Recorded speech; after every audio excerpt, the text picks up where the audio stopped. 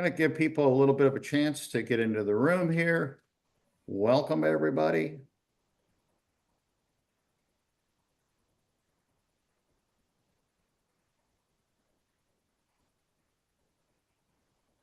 Well, good evening and welcome to our third One Health seminar of the semester.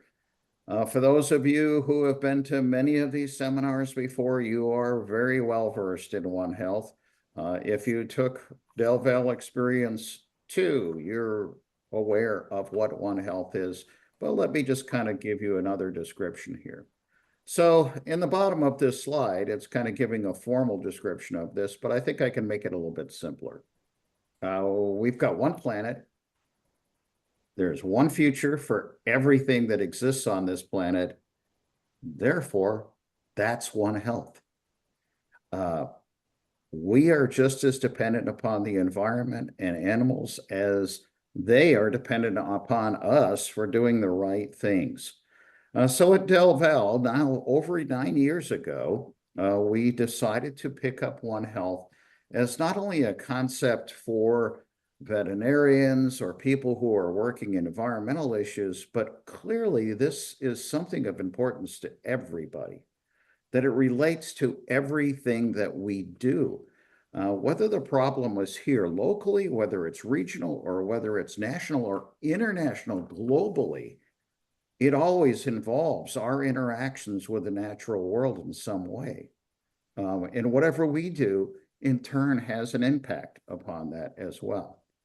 So at Del Valle, we've kind of approached this from three different perspectives. One is education. And as I said, our Del Valle Experience 2 has elements of One Health within that course, but there are many other courses that also include One Health as a primary focus behind them. And my hope is, I think the hope of all of us on the One Health working group here at Del Valle, is that every student that we have will walk away with kind of a better understanding of we fit into this one ecosystem that we call planet Earth. We'd like to see more research too. Del Valle has student research, and it truly is student research. And it would be great to have more of that kind of research that's transdisciplinary, involving multiple students from different disciplines trying to look at different problems from a point of view that maybe they hadn't thought of before. And then finally, there's outreach, and that's what this is all about tonight. This is outreach, and we're very fortunate to have some great speakers with us tonight who are actually from right here at Del Valle. And we're also fortunate that this event is being co-sponsored by the Heritage Conservancy. And tonight we've got Whittier with us this evening to actually tell us a little bit about the Conservancy, and he will be introducing our speakers as well. Again, thank you all for coming tonight. And remember, you've got questions, please put them into the Q&A. All right, thank you, Reg. My name is Whittier, and I am here on behalf of Heritage Conservancy. We're a local nonprofit that serves Bucks County and surrounding counties. Since our founding in 1958, our organization has helped preserve over 16,000 acres of farmland, forest, and wildlife habitat. And due to that, we've been able to help mitigate to some extent some of the negative impacts of climate change. We do local historical preservation work in order to uncover, discover, and engage with people about the importance of this area. And furthermore, we have been ensuring that many of these beautiful areas remain accessible to the public so that regardless of a person's economic standings or cultural background, that they're able to realize these benefits and the importance of local environment. We partner with local schools and other organizations that are close by to our preserves by providing hands-on outdoor education. And when it's not possible for groups to come visit us, we bring nature to them, right into the classrooms. We also believe in incorporating social and emotional learning in nature and hosting science, nature, and mindfulness programs after school. And we believe that this has a really important role in the mental well-being of the students. It's our intention that these headways that we make spark curiosity and are just the beginnings of a lifelong connection to nature, which will foster a continued deepening and appreciation for our shared world, simultaneously and importantly improving the lives of each family and community that we're able to reach. So, if you consider the work that we do important, and if you're wondering what else you can do, please take a few minutes to scan the QR code that's on the screen there, and that will grant you access to some of our free social and emotional learning nature guides. And it also includes links to our social media and monthly newsletter sign up. So please subscribe, and together we can make this a better place for everyone. I'll also send the links in the chat here. And with that, I'm going to introduce our wonderful speakers. Let's see here. There we go. So currently serving as the chair of the Plant Science and Landscape Architecture Department, Jacqueline A. Ricotta, PhD, is a certified forest therapy guide, an avid gardener with more than 20 years experience in the classroom. And Dr. Matthew Mutchler is a licensed marriage and family therapist and the chair of the psychology department at Del Val. He connects through nature, through hiking, camping, and care for animals.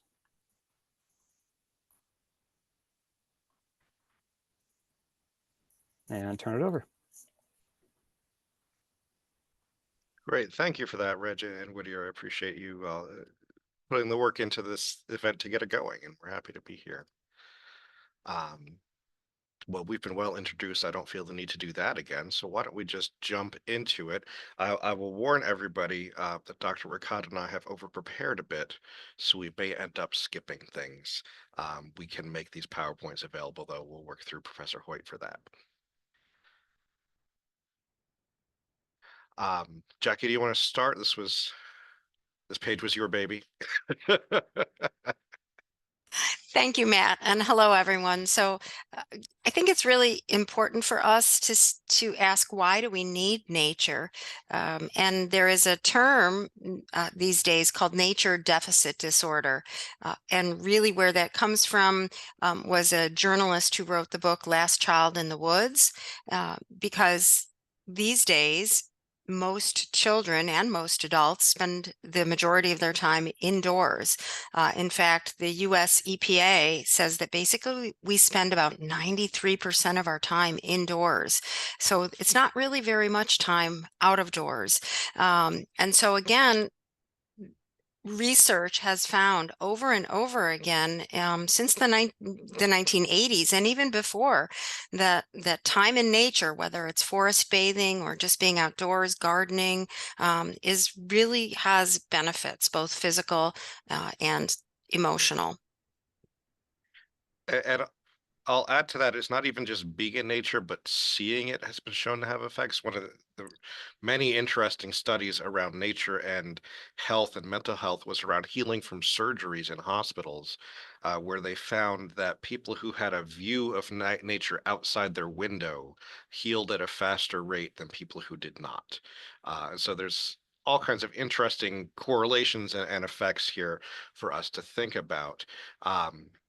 And as Dr. Ricotta said, a lot of the research on the effects of nature really kicked off in the 80s, and some of the methods we'll talk about towards the middle to end of our time today started in their current forms in the 80s. But this idea of the intersection between nature, health, and mental health is not a new one.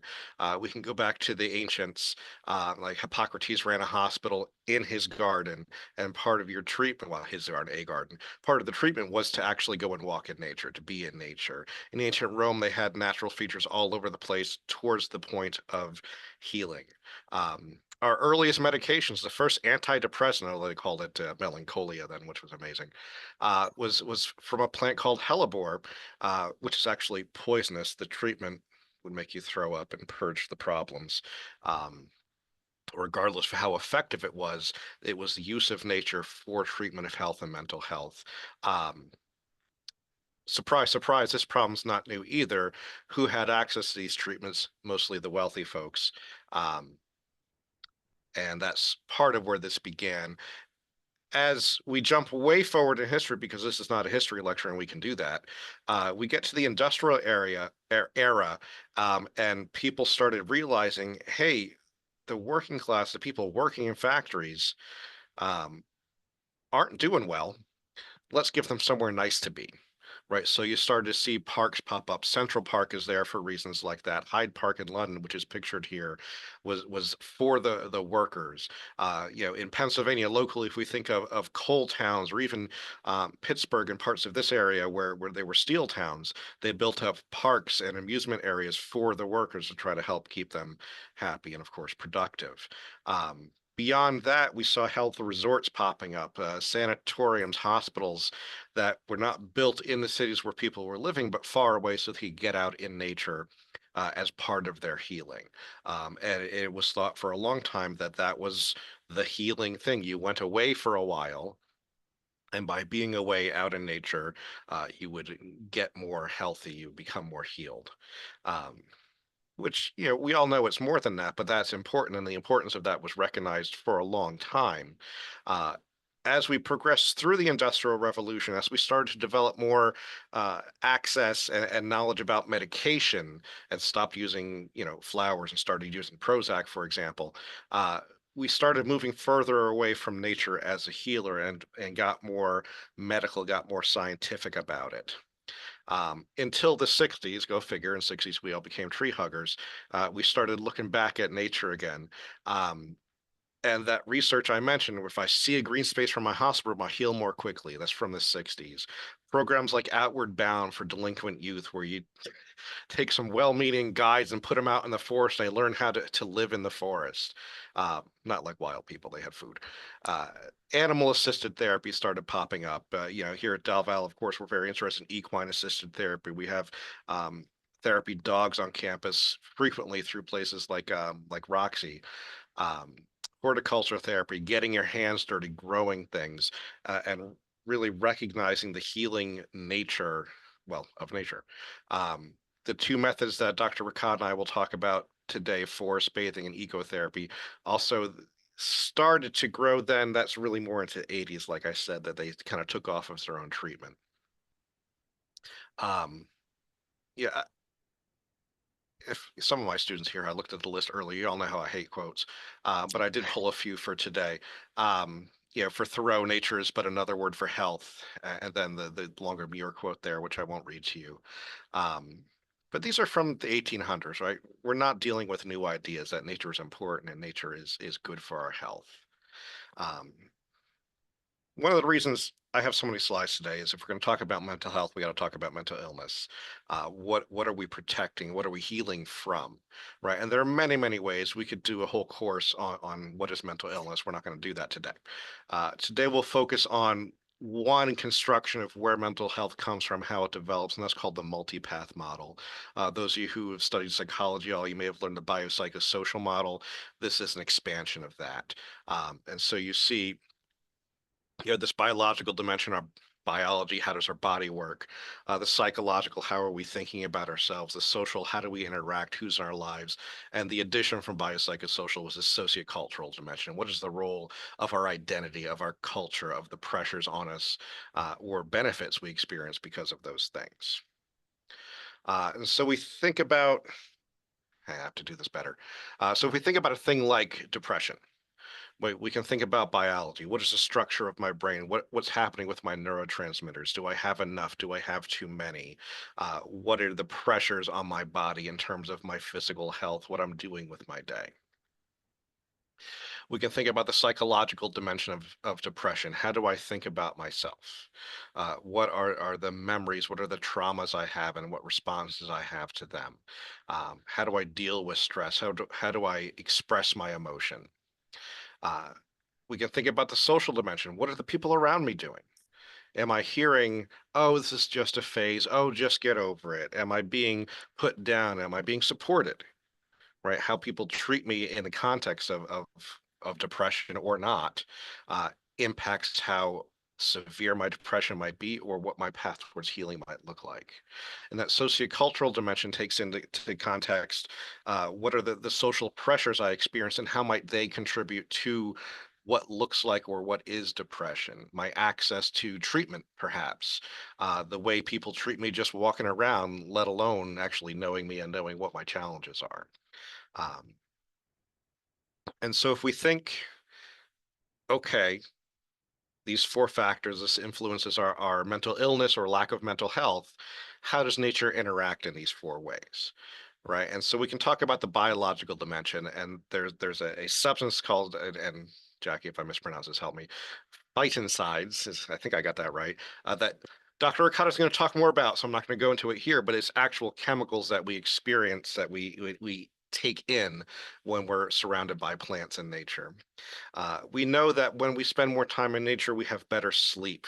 We know that our cortisol levels go down. Cortisol is a hormone associated with stress. Higher cortisol, more stress, more tension, more hypertension, bad news. We see that our blood pressure decreases when we spend more time in nature. If you've had high blood pressure, you don't need to know that we'd like that to be lower. Same thing with our heart rate, right? When we get anxious, when we get upset, our heart rate goes up. When we spend time in nature, regardless of how we came to it, our heart rate tends to go down. Um, all these things are indicated in the development of anxiety, depression, lots of mental illnesses. Having these positive benefits, spending time in nature, help us reap the mental health benefits biologically. The psychological, we see that kids who spend more time in nature have higher levels of self-control. This is part of the importance of recess. You know, ideally outside, but even inside, we could talk about the effect of play. That's a whole other topic. But being outside, both during the school day and in between. We see their attentional function go up. Again, being outside, spending time in the woods is not going to cure your ADHD. But within that range of I can focus all the time to I have ADHD, if I'm spending more time in nature, I'm able to attend better. Increased sense of happiness. We'll talk about happiness in a little bit and what that actually means. Increased positive emotions, affect, when psychologists say it means emotion. And it gives us a sense of meaning. And that's such an important thing in well-being. When we have a sense of belonging, a sense, maybe call it spiritual, something greater than ourselves, we tend to be more mentally healthy. Uh, we see that kids with higher levels of nature exposure have lower risk of long-term, lifelong mental illness, right? We can do the stats, right? We can say, oh, well, correlation is not causation. And yeah, you're right. I'll argue that point too. And also, there's oh, I lost my big fancy scholar word here. An abundance, there it was, an abundance of support for this relationship. The social dimension, even if you go out on your own, there's a sense of connectedness that comes, and that overlaps that sense of meaning that's spiritual, being connected to the world. If you go with people, connectedness to those people, whether they're strangers, people you know socially, or close friends or family. Being outside gives you a lot of interesting opportunities to work on your relationships for lots of reasons. One that is really interesting to me is that when we're walking, say, with our partners out in nature on a hike, we tend not to be looking at each other, which everywhere else, whenever I do family and couple therapy, I'm like, look at each other. But in this instance, and oh, in this instance, when we're not looking at each other, sometimes it's harder. I lost my word. Sometimes it's easier to start those harder conversations. We don't have that pressure of being looked at or having to look at someone as much. And we can be a little bit braver sometimes, which is really interesting. Um, Also, it's just fun. Like doing something fun together that doesn't have to be nature, but there's plenty of fun to be had in nature. Just having fun doing things together creates a sense of togetherness. The sociocultural, here, I would just put these as questions. Uh, Sometimes we get caught in a trap where, and I think I've even said it myself, oh, just go spend some time outside. Okay, is it safe? When I go outside, what does it look like? Does it look like the picture at the top? Does it look like the picture at the bottom? Uh, these are pictures off the internet. The temperatures are there because this was about the actual temperature benefit of having trees in your neighborhood. I got it because of the juxtaposition of these two communities.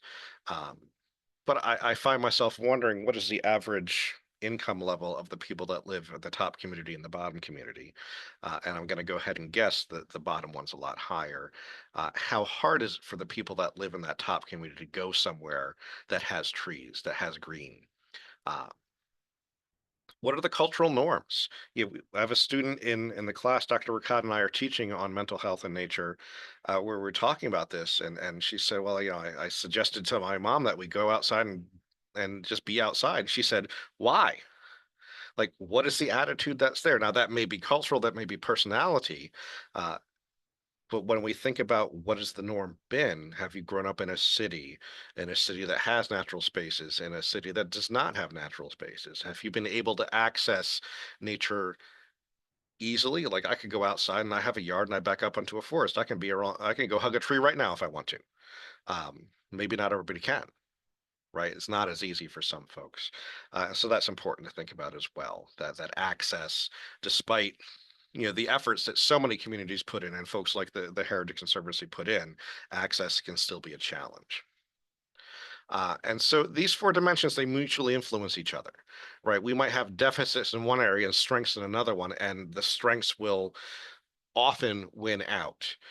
In relationships between people, we mutually influence each other. This is systems. You're going to see this frame of systems throughout our talk, and if you pay attention throughout life.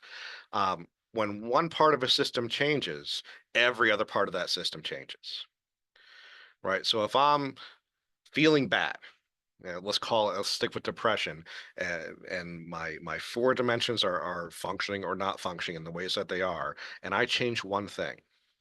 I go out, I spend more time outside.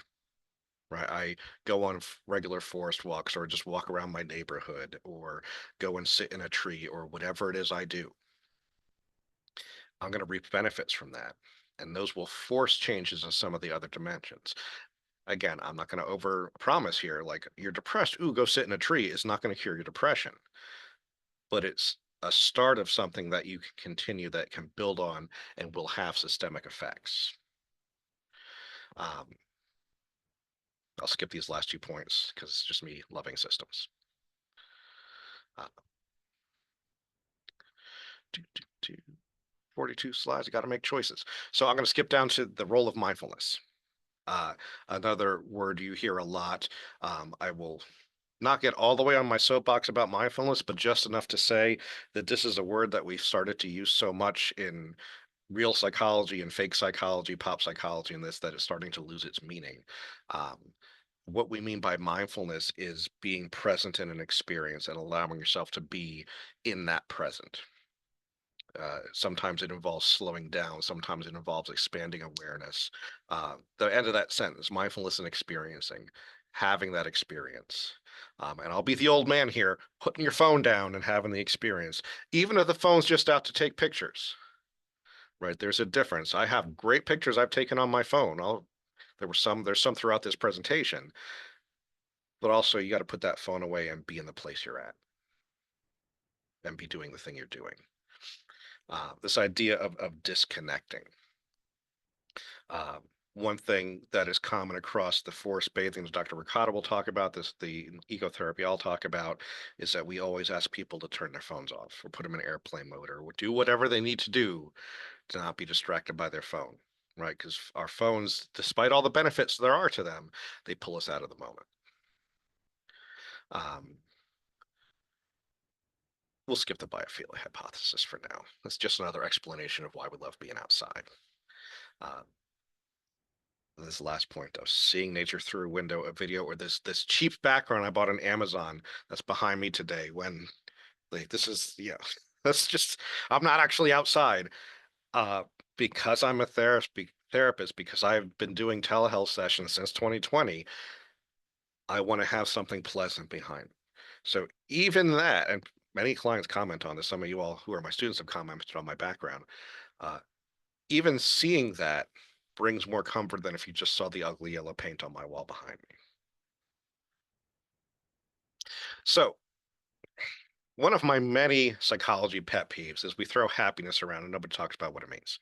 Um, I like to think about, and the way a lot of the writing on nature and psychology talks about happiness are in these two ways: hedonistic happiness, having fun, doing things you do for fun, um, outside and not outside, and equally, perhaps more important, what they call eudaimonic happiness, which is having this sense of meaning and purpose in life. Uh, Mental health includes self-actualization. I could spend 2 hours on why that's a problematic topic, but we're going to stick with it as simple for now. This idea of I'm living up to my potential, whatever that is. I have a sense of optimism. I have a sense of belief in myself. Resilience is a sign of mental health. Bad stuff happens, and I can keep going. I can persist. Having healthy relationships to others, I would add healthy relationship to self there. We have cognitive functioning, not being smart, but being able to make choices, to think about ourselves well, to check ourselves when we start to um, lose track of things, when we start to devalue ourselves. The research again keeps showing when we spend time outside, we see positive increase in all of these areas. We're having fun, we're connecting to meaning, we're being more optimistic, we're able to bounce back from setbacks, we feel connected to others, we feel a clearer sense of mind.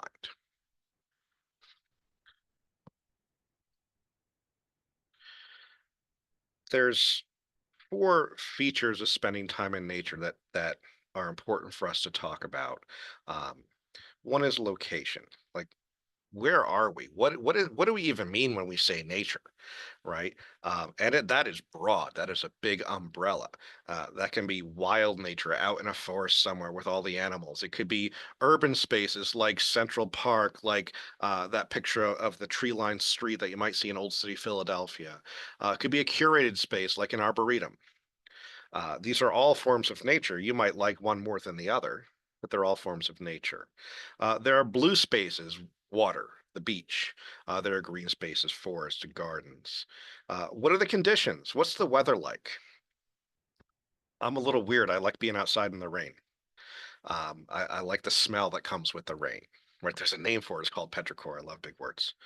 Uh, is it accessible? Uh,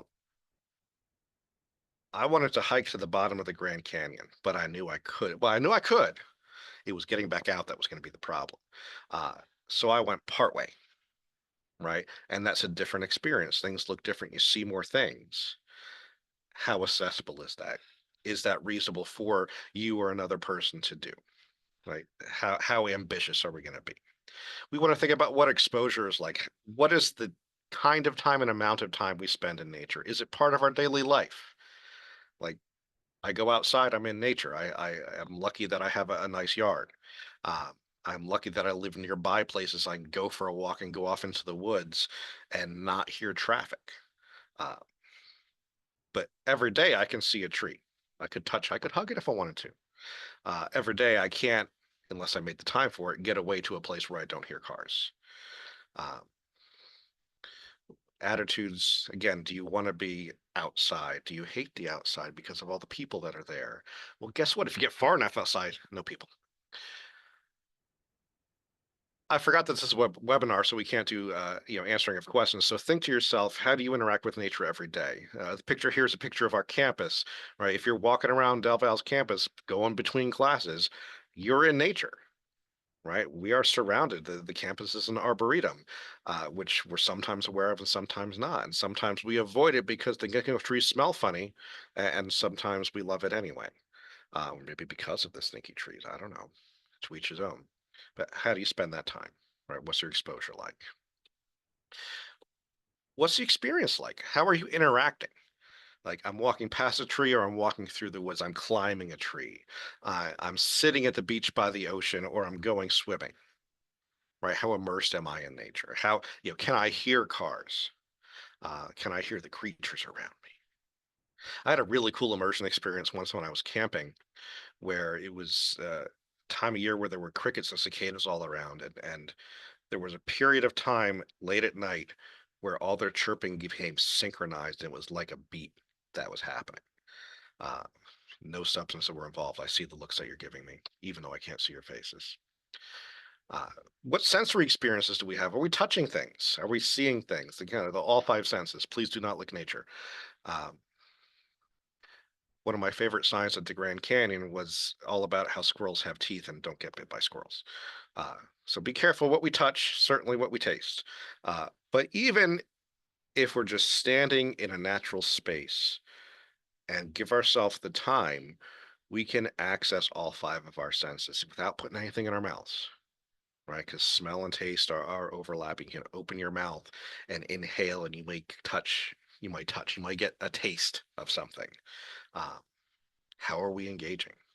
When's the last time you smelled the space you were in? Be careful. Lastly, what's the effect? What do I walk away with from my nature experience? Is it what I was looking for? Do I feel physically different? Do I feel mentally, mental health wise different? Do I feel more connected to the people around me? Right? When we design experiences outdoors in nature for mental health, we want to think about these four factors, right? Can I get people there? Is it accessible? Uh, what kind of nature is it going to be? Are we going to be in it? Are we going to be removed from the rest of the world? How deeply are we going to interact? And what do I want people to take away? So I'm sorry if I'm talking fast, but we got where I wanted to get in about the time I wanted to get there. There are so many ways for us to use nature as call it an intervention, in the therapy world, I think in those terms, but just a habit. We could also say there's so many ways we could use nature to improve our mental health. Spending time by ourselves safely, make sure somebody knows where you're going. Um, and just being on our own, whether that's having a space on campus you like to go or in your neighborhood you like to go and just be. Spending time with people we care about. Um, Nature RX, I'm going to skip over now. We're going to talk about it later. Forest bathing, which is a more intentional activity that Dr. Ricotta will talk about. I have horticultural therapy on here, which again can be a structured activity. It could also be gardening. We don't have to call it anything. And there's a difference between gardening and horticultural therapy. So I guess I'll give these as two options. Spending time with animals, difference between taking a walk on your own or walking your pet, uh, riding a horse, interacting with whatever creatures you interact with, and of course doing actual psychotherapy outdoors, which is what broadly we'll call ecotherapy, although there's many labels we could throw on it.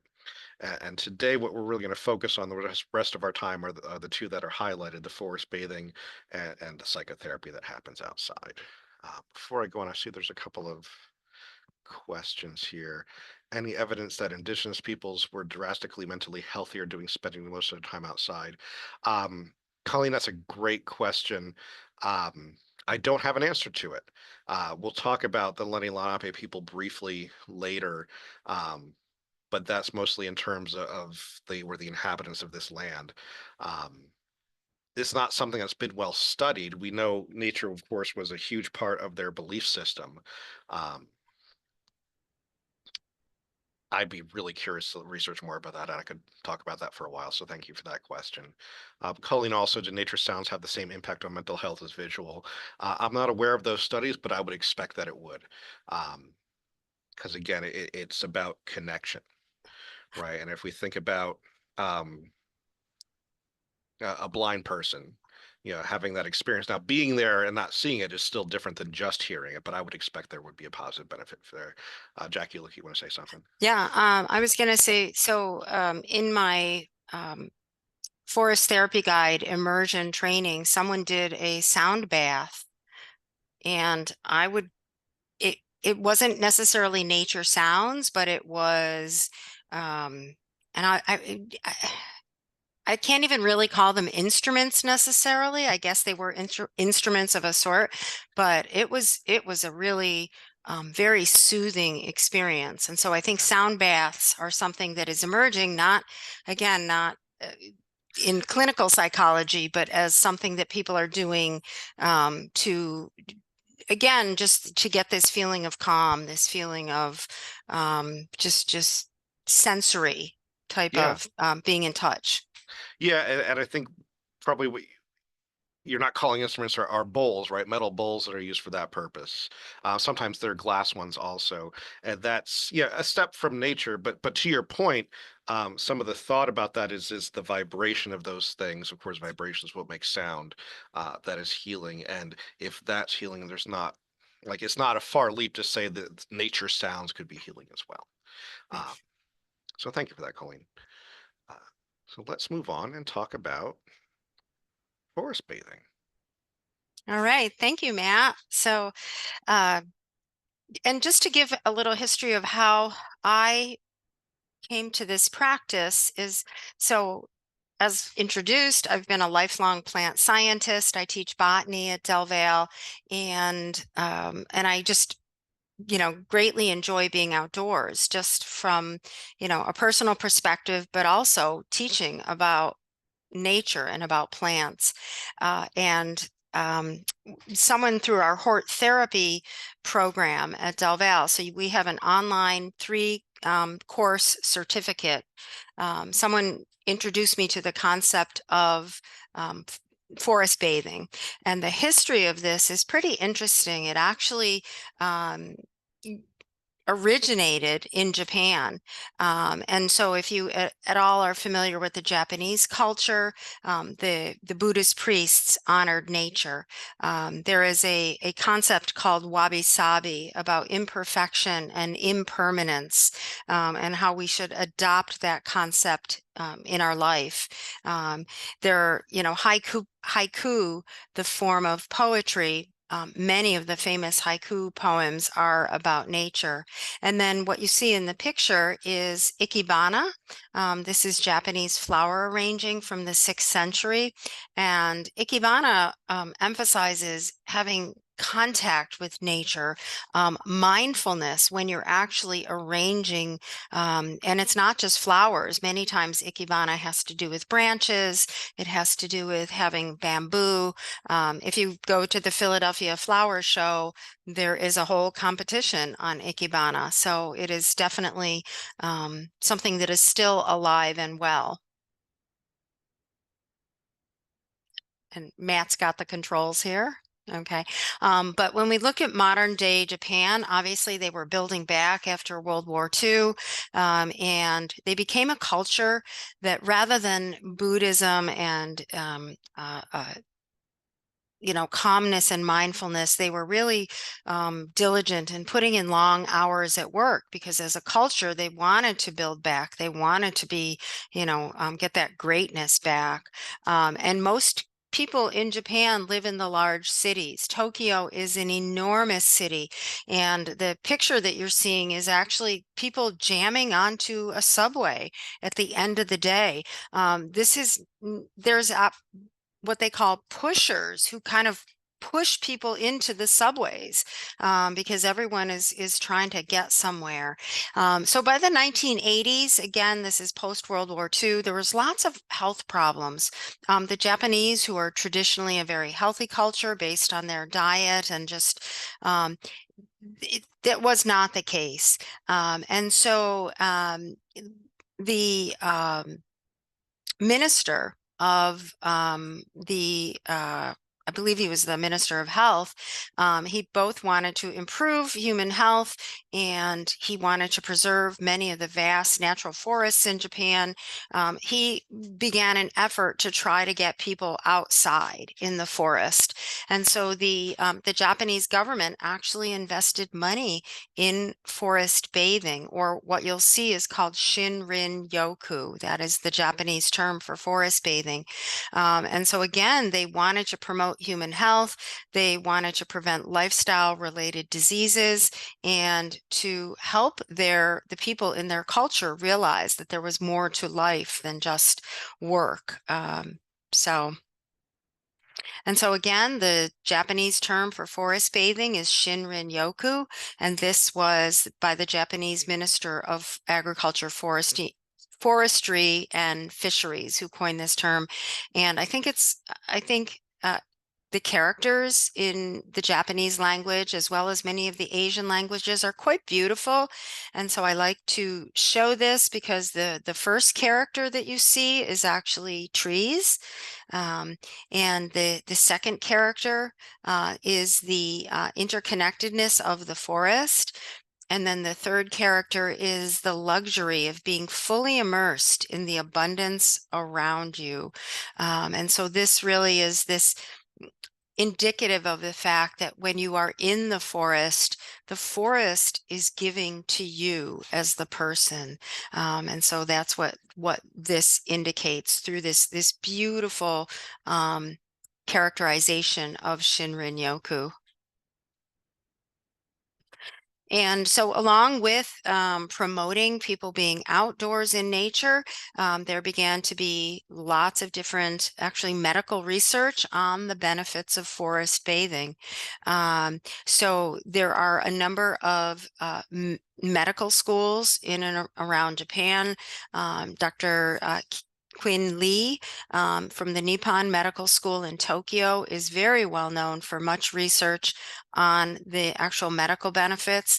Dr. Mutchler, mentioned a number of these. There is an International Society of Nature and Forest Medicine. Dr. Ming Kuo from the University of Chicago again, there began to be evidence-based reasons for getting out into nature, not just people telling you, oh, it's good for you. So again, these are a number of the leading scientists doing the work in this evidence-based research. And so just briefly, how does nature do this? Well, when you are out in nature, you are hopefully using most of your senses.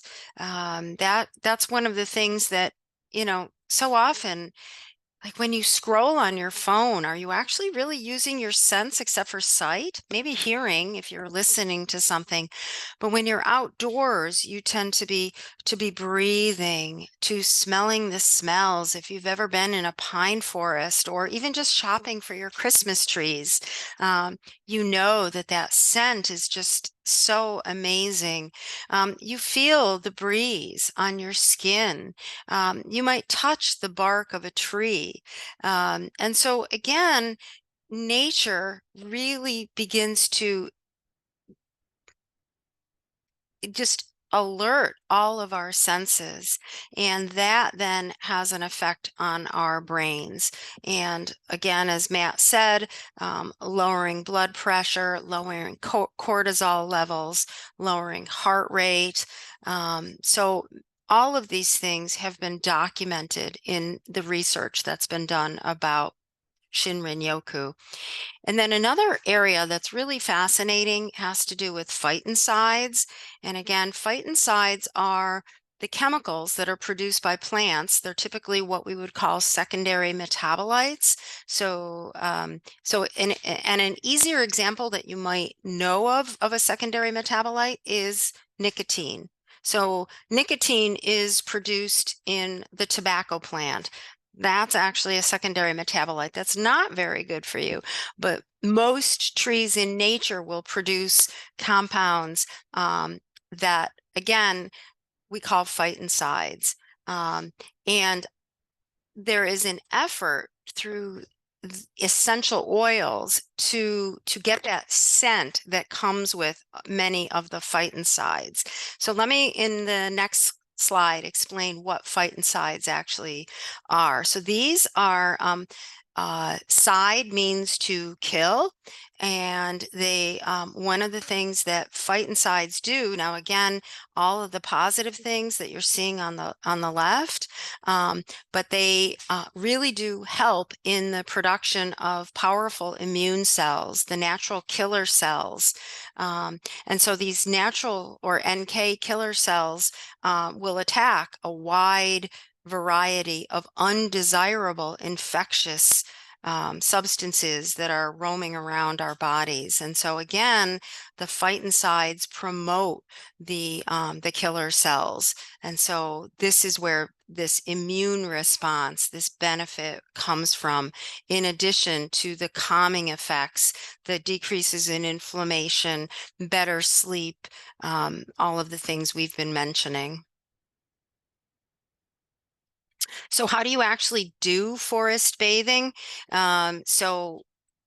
You can go with a guided group, and that's what I have been trained in. I'll talk about that in a minute. Or you can forest bathe alone.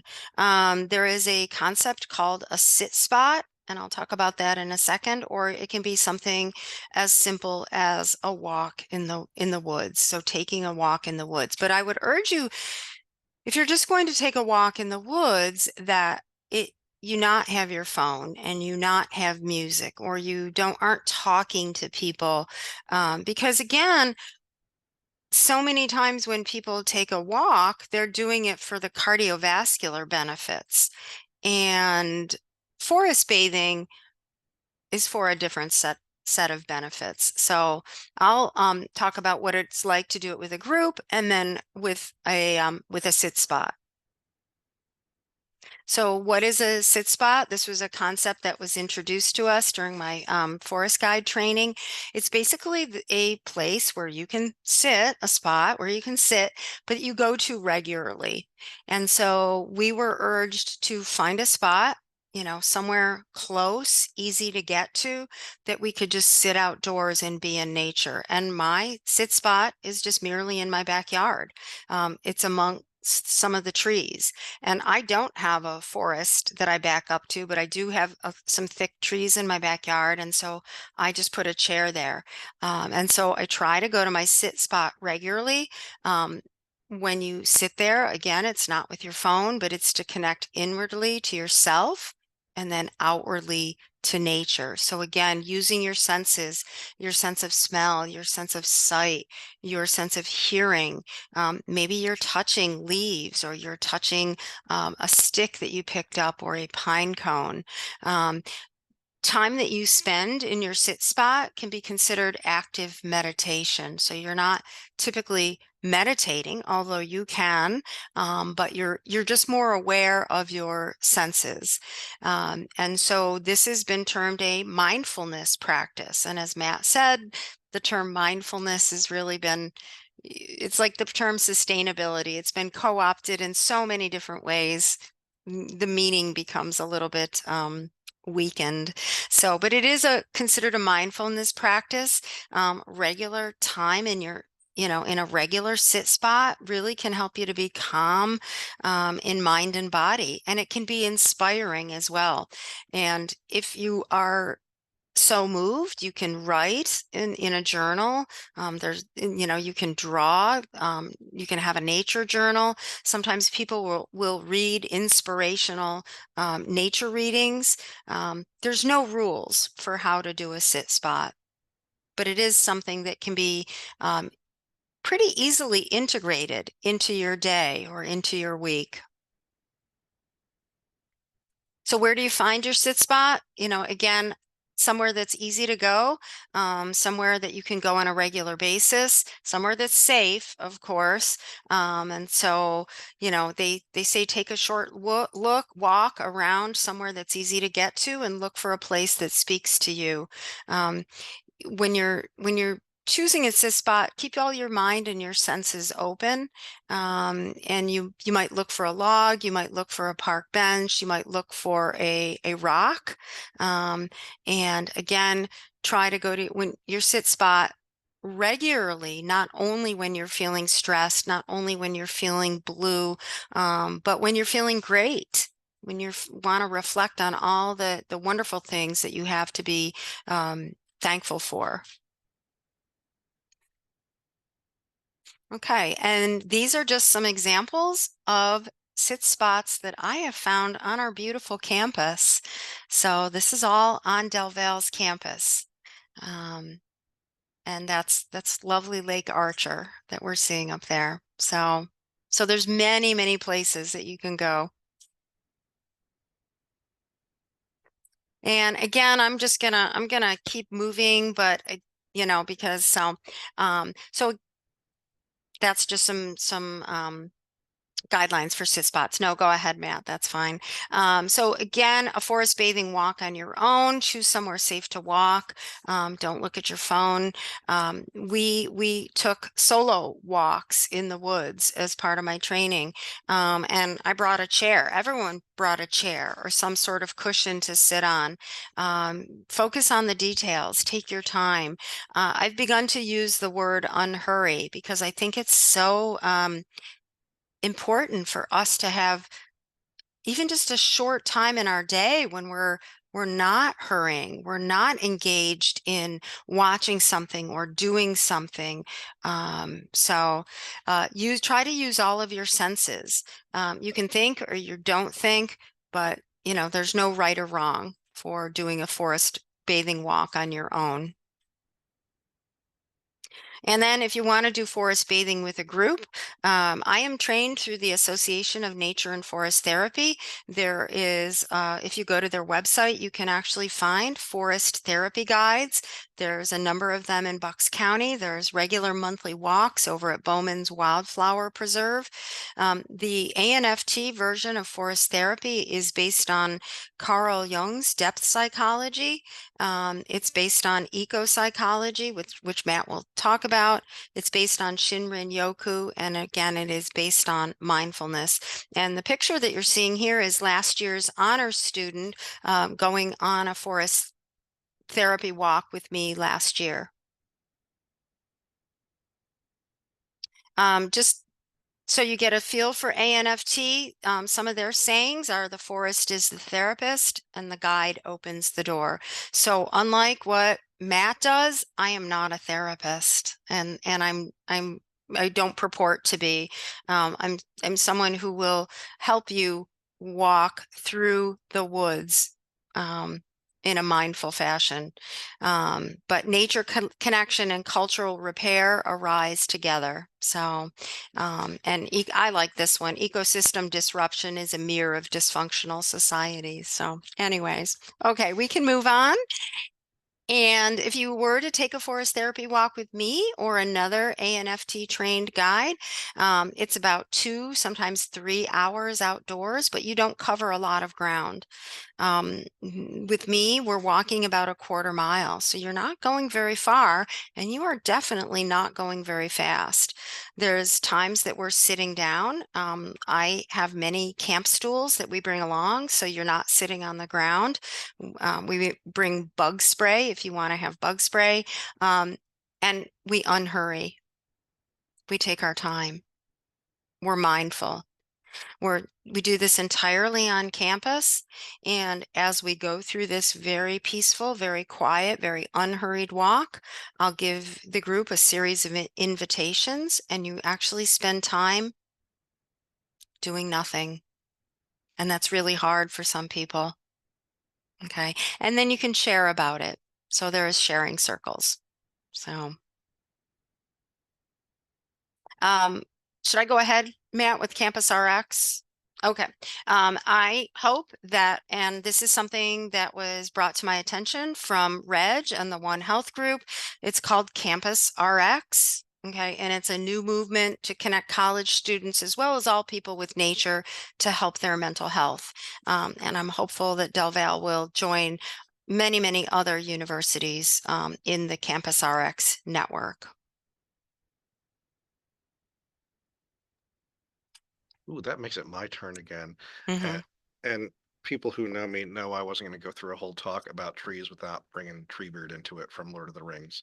Um, and Jackie, your focus on unhurrying made me think of this. Do not be hasty, and that is a shared value. So you'll see that there are a lot of a lot of shared features of forest bathing and ecotherapy. The main difference, and Jackie alluded to this, Dr. Ricotta alluded to this already, a forest guide is a guide, a therapist is a therapist, right? So in forest bathing, the forest is the therapist, nature is the therapist. In ecotherapy, The therapist is a therapist, and we use nature as a co-therapist. And so it is more directed, not necessarily directive, but we are there uh, to work with whatever the client brings. One thing I'm trying to work on is to develop ecotherapy approaches to couple and family therapy. I'm a couple and family therapist, and so um, everything becomes more complex when we introduce more people to it into a system. What I'll talk about today is largely with an individual or a group of individuals rather than a couple who's together. Um, and when we're doing what we call ecotherapy, we can take ideas and things from nature and bring it into what I've called here traditional, like in our office therapy. But also, and this is the part I'm very excited about, is we can move therapy outside in a structured way that is well boundaried, that has some looser boundaries, some grayer boundaries, some ethical things we got to pay attention to, but can be done in a professional way. Um, I would do a better land acknowledgement if we were outside, but of course, unless you're from far, far away from Delaware Valley University, you are right now sitting in land that used to be Lenape land. Um, that sounded like an amusement park, and that's not how I meant it. I'm sorry. Uh, if you haven't learned about the walking purchase, which is largely how the Lenape lost most of their land in Pennsylvania, it's an interesting way to learn about some of the stupid and terrible things that were done to the Native Americans. Um, and if you're interested, shoot me an email. I'll send you a link to some resources on that.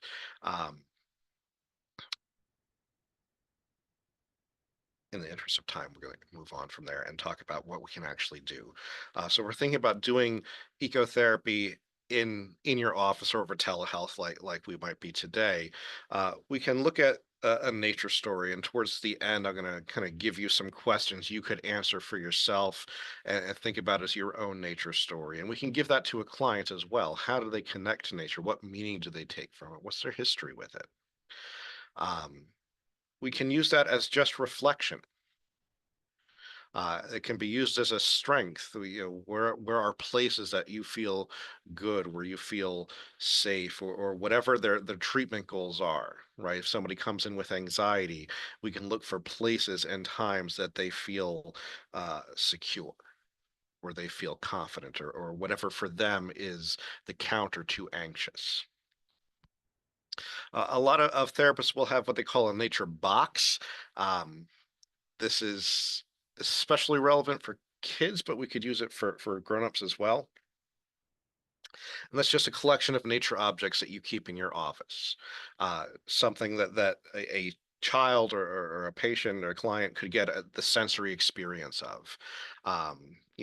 This picture here has a collection of items from nature, and again, if you all could talk back, I'd ask you to answer this out loud, but I know you can't. But just to reflect on for yourselves, might it feel like to touch the things in this picture? Um, which of these would bring comfort? Which of these would bring discomfort? There's a snake skin among the items here. Um, some of you might find that really interesting to touch. Oh, Dr. Ricotta's cat saying hello, or dog. I don't know. I don't know who it was. It was extreme close up. What might it be like to touch Dr. Ricotta's pet? Um, what might it be like to touch the honeycomb that's there, or the feather, or the seed pods, these spiky seed pods here? Um, what does it make you think of? And if you're really there, you could feel it, you could smell it, right? It was not what do you think, but it's what are you experiencing? And that can link to all kinds of experiences, difficult ones, comforting ones, or not even be blatantly therapeutic, but just be something tactile a person can interact with. Um, we wouldn't often think of this as ecotherapy or nature therapy, but child therapists who do sand tray work, where there's basically an indoor sandbox, and the child can interact with that however they want to, with toys, without toys, with their bare hands. Part of what makes that effective is the sensory nature of that. Well, guess what? Sand is nature, right? I mean, maybe your sand comes from the sand factory, but at some point those were rocks. And that's maybe a stretch, but it's also a way we engage with nature. How do I design my office space? What's there? decorations on the walls, things that we interact with, things that we don't. Something as goofy as the background I have here. Well, again, not goofy, but something as seemingly small as the background. We can give homework, right? Similar to having a sit spot, and that's I have that on the slide somewhere else. But okay, get out and go for a walk, right? And we can do that for the exercise benefit of it, because we know exercise also has positive mental health implications for things like anxiety, depression, and a range of mental health conditions. We could ask somebody to go do a mindfulness exercise or a grounding exercise out in nature and have them do that and kind of, I'll call it report back, but come back to their session, come back to their in-office or telehealth therapy and reflect on that experience and use that to build within the treatment plan as to what they're working on. This is right here, like a special place. And some of the ecotherapy literature, they call it a special place. I like sit spot. Everybody loves alliteration, so I'm co-opting sit spot from forest bathing. You might ask them to bring found items to your office. Now, there's a few different ways you can think about this. I'm a former Boy Scout, and I'm very much a proponent of zero impact when we're out in nature. You don't leave anything behind. You don't take anything with you. Um, and there can be benefit in that. Like I've got bird feathers in my house. I'm not going to stand up to get it right now, but I've got a deer antler that my dog brought me one night out of my backyard in my office. So yeah, we stretch those things sometimes. And when I do this with people outside, I stress find only things that are on the ground already. Like, don't break something off of something else. Only things that are already laying there. It's kind of where I draw that line. But other folks, there's an intervention where you're actually going to go out and cut a branch of something off to create something out of. Right. So there are many ways you could do this. Just because I have that philosophy doesn't mean it's the way it's done. It's just one person's take. This idea of the nature prescription. Yeah, I'm not a fan of medicalizing things by saying, "Oh, this is your prescription," but at this point, it's just moving the language around on a plate. But saying to someone, "Hey, part of your treatment is to spend time outside, and let's make sure you do that."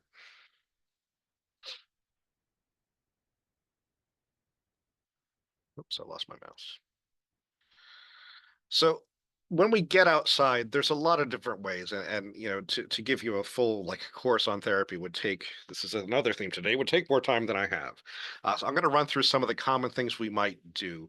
And one, when we do ecotherapy, is a lot of use of metaphor. Right? How can we see connection between what we see in nature and what's happening in our lives? So again, it's tough for you to respond back to us here, um, but you can look at these two pictures and just think about how these connect in whatever way they connect, whatever way you think is there to your life. The picture at the top here, this is new growth in a forest where a forest fire had happened. This is the forest coming back. There's a metaphor of resilience here, is one thing I look at. I am drawn to the contrast of colors. Of the green in the shadow of the black, and that's interesting to me. And with a client, if they're drawn to this, we might draw out this special meaning for them. The lower picture, of course, is an autumn tree with the leaves falling. Um, One thing we can point out there is this is, if you want to sing the Lion King song, it's a circle of life, right? Leaves fall. It's what they do. They don't resist it. They don't worry all summer, oh my gosh, what happens if I fall off? They fall off. They fall down, they become fertilizer for what's underneath that tree. They become food sometimes for creatures. They become things that smell nice for people. Um, and they're pretty. But maybe those are some of the ways that I think about falling leaves. There might be different ways that you do, or different ways that a client you're with thinks about leaves fall. It could be how somebody looks different than they used to. The tree looks different when the leaves fall. What are the ways that they like that? What are the ways that they don't? There's a lot of options here. And so what we might do is give an invitation. I'm sorry, I moved on too fast. Give an invitation, find something that you're drawn to, and then talk about, well, how does this connect? what comparisons do you make to life out of this? We're very interested in ecotherapy and therapy in general, and in edges and transitions, right? There's interesting things to watch where nature goes from being, and I'll oversimplify this, one thing to another thing. That's one of the things I like about shorelines, the beaches, whether it's like the ocean, lakes, or whatever, is that transition from land to water. Um, we see that this, maybe thick is the wrong word, this vegetation up to sand and rock into water. What are the different things living in those places? What are the different feelings as I move from one of those places to another? Uh, what is that transition like when I go from inside to outside? Right? We can really focus on that in edges, and we can think about, this is a picture of a tide pool. There's an octopus in a tide pool. Is that where that octopus is supposed to be? What's it like to be that octopus? What are your tide pools? Where are places that you are and you're living, and maybe you're thriving, but it's not where you thought to be, or it's not where you're trying to be. Again, is one way we could use that. Uh, Transitions, that thing of the creature on top is a pollywog, right? We're going from tadpole to frog. Um, I thought about trying to find you an ugly duckling, but I didn't like any of those pictures, and I found this frog one instead. But to see the transitions that are happening in nature, it's one of the things I love about changing seasons is you see it happening. My sit spot at home is out in my yard, and it's a time for me as well. I like to do it at dusk because I like to see the daytime creatures go away and the nighttime creatures come out, and that transition to when there's lots of birds to fewer birds to birds and bats to only bats is really cool for me. Now, if you're not into bats, that might go sideways for you. Um, what is it like? And if you're doing ecotherapy, or somebody's going to a special place or a sit spot through many months or many seasons, to notice what changes in what they see and what changes in what they feel from season to season in that special space. Um, it's a mindfulness thing, right? Mindfulness has cut through all of this today. And again, that focus on being present, being in the space you're at, using your senses to have a full-on experience. This is a picture on campus of one of the students in the class we're running on nature and mental health this semester. That's from the forest bathing day, um, but it fit here. Uh, I overlap mindfulness and grounding, and sometimes in the way I think about it, you can use grounding in a lot of ways. Some of you might be familiar with it as a trauma or anxiety response, a way to recenter yourself or to ground yourself. And it's a 5, 4, 3, 2, 1 activity, right? Um, and when somebody's in a spot where they are feeling out of control, where they're having flashbacks, where they feel like they might have a panic attack, whatever, we can help them focus. What are 5 things you can see, 4 things you can touch, 3 things you can hear, 2 things you can smell, 1 thing you can taste, right? And we can do this whenever. It doesn't have to be in a moment of crisis, but to be out in a space, in nature, and check in with our senses. It's another way that we can transition from not thinking about my mental health to thinking about my mental health. It's a way I can really get into mindfulness and be aware of what are the things happening around me. Um, when we're done here, we've missed the transition from day to night. It's dark outside now. When we're done here, take the time, go outside, wherever you're at, go outside and do a grounding thing. What can I see? What can I touch? What can I hear? Smell? Again, taste. Be careful what you look. Uh, we can think about found objects. Something I'll do with folks is say, go off and find things, again, my rules, things that are already on the ground. Find things that speak to you, that stand out to you, and collect some of them and bring them back. And if we're in a group, we can talk about them in a group. If it's just one person, whatever. The picture you see here is I always pronounce it wrong, mandala. I forget which is right. You'll send me an email about it. Um, which is a way of creating art, but it's also a way of representing an experience, a personality. An activity I love, and one thing I'm going to do in my class in a few weeks, is I'm going to ask everybody to bring an object from home that represents their day-to-day life, right? And one of the activities we'll do when we're out in nature is to make a group mandala with those objects. And I'm going to ask them that same day, hey, while we're out, notice things on the ground that speak to you, pick up the ones that do, and we're going to take them back and we're going to make one out of these nature objects. And we'll talk about the two pieces of art that we've made. Thinking even more broadly, you can give an invitation, is how it would be said in forest bathing, but to think about as you make a transition from whatever you're doing to spending your time in nature, spending your time doing ecotherapy, what do you need from nature today? If you're in a forest, what do you need from the forest today, or from the outside, or from wherever you are? Right, to go in with intention, to go in maybe looking for an answer or looking for guidance. And our brains are weird little things, right? And when we go in with intention, when we're looking for something, we tend to find it.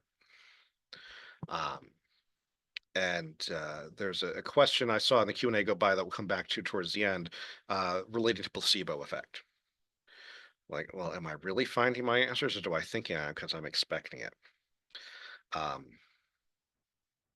Does it matter? I would argue that a lot of times it doesn't, right? If we're looking for a sign, maybe we find one. Hang on, I just got a chat. I want to make sure this is probably... this is Reg saying we need to wrap up soon. Sorry. Okay. Yeah, I think we've pretty We're well running gone over short. time. Yeah. We're very good at going over time. There's a pretty picture.